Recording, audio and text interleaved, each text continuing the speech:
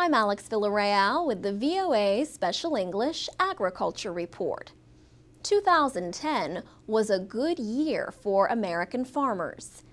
They earned an estimated $82 billion.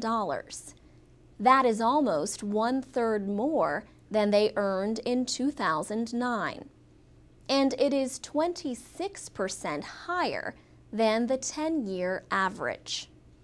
The numbers are from the Economic Research Service at the Department of Agriculture. They represent net farm income, a measure of profitability of farm operations. Values for grain and oilseed crops are up about 3% from 2009. The value of animal production is up by almost 7%.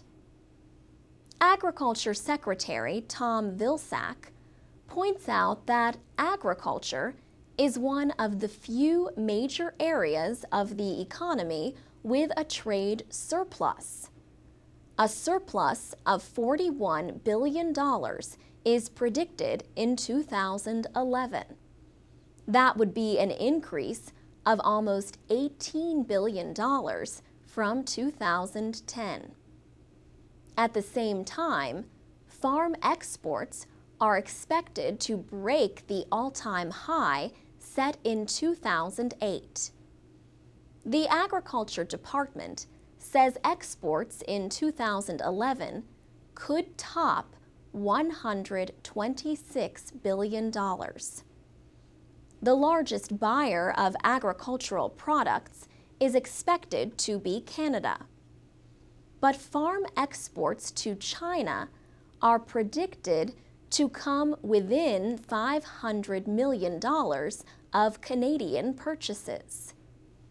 Secretary Vilsack says countries in Southeast Asia and the Middle East are also buying more from American farmers.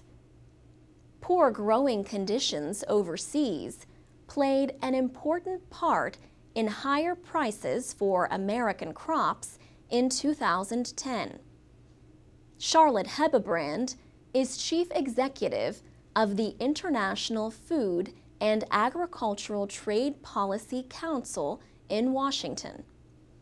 She says drought conditions had a big effect over the summer.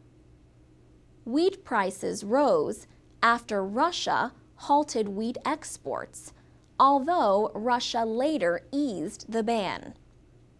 Wheat used to be America's top crop, says economist Charlotte Hebebrand.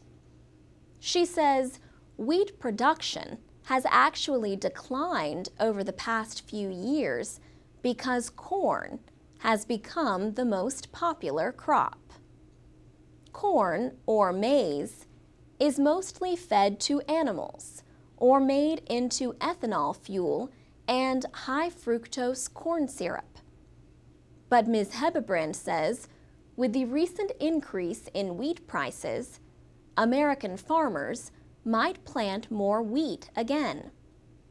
Corn and wheat are the two largest crops supported by the government through subsidy payments.